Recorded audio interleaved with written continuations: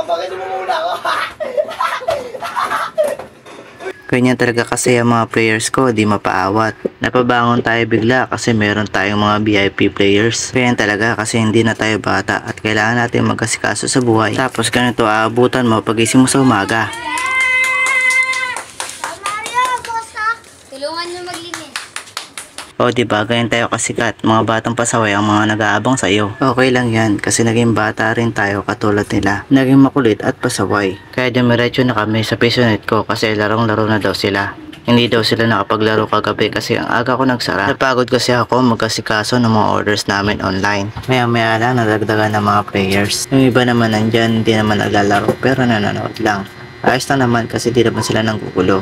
So yun na nga, gabi na at meron tayong orders online na tatapusin. Transparent envelope to at marami-rami din. Kailangan natin tapusin agad. Yung mga parts ng PC ko sa Lazada at Shopee ko lang din binili. Nilakasan ko talaga loob ko para lang makapag-assemble ng mga computers. Kasi wala talagang mangyayari kung wala talaga akong sisimulan. Nakakasawa na kasi manood ng mga video at sasabihin mo sa sarili mo, sana all. Alam ko na kahit nandito na ako ay marami pa rin akong hindi alam. Gusto ko talagang mas matuto dito sa field na pinasok ko. Kaya talaga sa simula kaya huwag kang susuko. Dito sa ginagawa ko, maliit lang kita ko rito. Pero kahit maliit, ayos lang basta meron. Yung maliit na kita naman basta pag naipon lalaki din. Tapos sasabihin mo, ayos na rin.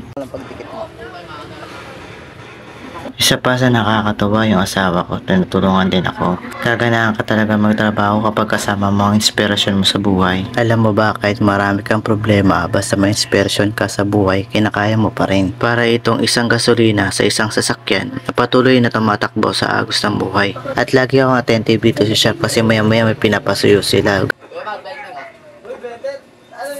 Wala pa kasi ang coin changer, nag-iipon pa ako ng pambili. At saka gusto ko mas binabantayan dito kasi may mga pasaway at makulit. Minsan pa nanggugulo ng kapwa players. May mga may ingay at may mga hindi masaway. Ganyan talaga kasi mga bata sila. Curious sila sa mga bagay-bagay. Pero may mga minsan may kulang sa pansin. Yung pasaway talaga. Naalala ko rin nung minsan tambay ako ng PisoNet. Gustong gusto ko talaga naglalaro noon. Kaso may nanggugulo at nagtitrip pa. Minsan nambubuli pa. Ayoko talaga ng ganun kaya lagi kong binabantayan ng shop ko. Gusto ko talaga na maramdaman nila na komportable sila dito sa shop ko. Yung tipong babalik sila palagi kasi nagustuhan nilang maglaro sa shop ko. Pero minsan naman ay hindi naman lagi nakaka-stress dito sa shop ko.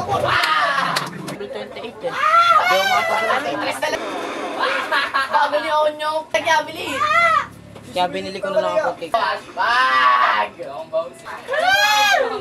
O diba, talaga nakakawala ng stress. Minsan kasi nakakatuwa rin silang panoorin kapag naglalaro. Kapag may asaran at minsan nagkakainitan na sila, pinipigilan ko na sila pa kasi mamaya mag-away pa. Nagbaban talaga ako ng players ko kapag sobrang pasaway na talaga sila. May 1 week akong binan kaso 3 days pa lang pinalaro ko na. Nakakaawa kasi. Alam ko na bata lang sila at hindi nila maiwasang maging pasaway. Naalala ko tuloy yung maliit kong kwarto na doon kami nagsisiksikan ng asawa ko gumagawa ng orders online kung saan nabuo ang pangarap kong magkaroon ng computer shop. At dito rin magsisimula ang mas malaki ko pang pangarap. Mangarap ka lang ng maliit o malaki, basta sisimulan mo ito, mangyayari din ang pangarap mo sa buhay at makakamit mo rin ito. O siya, dito na lang for today's video. Sana nagustuhan niyo po ito at sana na-inspired po kayo sa kwento ko. Kung hindi man, ayos lang, babawi na lang ako sa susunod na video. Pero kahit ganun, sana panoorin niyo pa rin ang video ko at sana po makapag-like, share at follow po kayo sa page ko.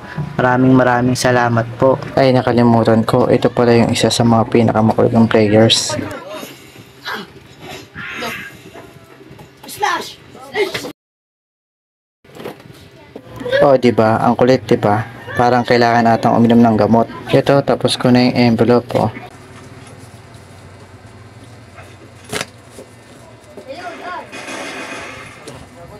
Marami pong salamat. God bless po sa inyong lahat.